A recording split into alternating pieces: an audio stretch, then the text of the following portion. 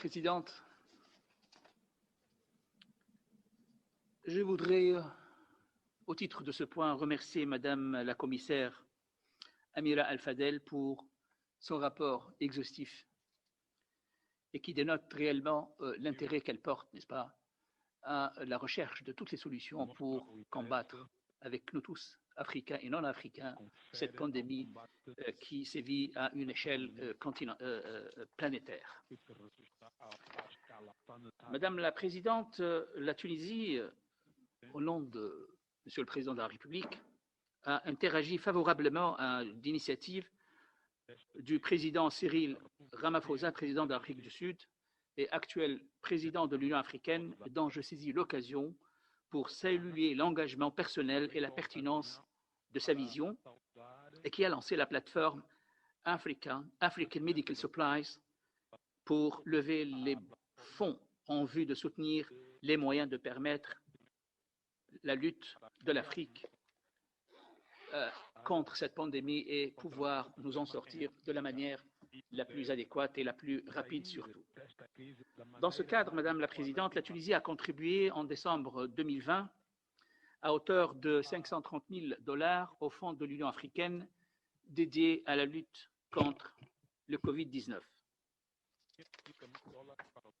Eu égard de l'importance de la gravité de la situation sanitaire dans le monde et sur notre continent surtout, la Tunisie exprime son soutien plein et entier aux hautes instances de l'Union africaine et son adhésion totale au plan d'acquisition au profit des populations africaines de doses de vaccins suffisantes. Nul doute que les Africains ont le droit à l'accès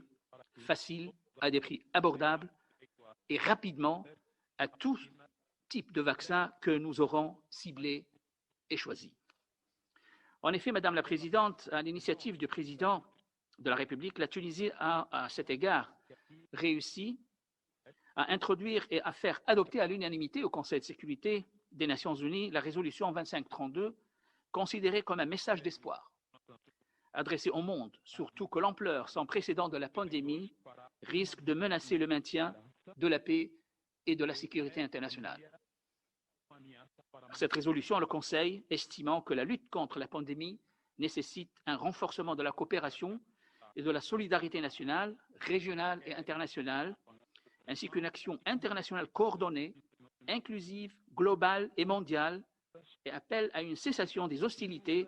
dans les différents conflits à travers le monde pour faciliter la lutte contre cette pandémie et exige la cessation générale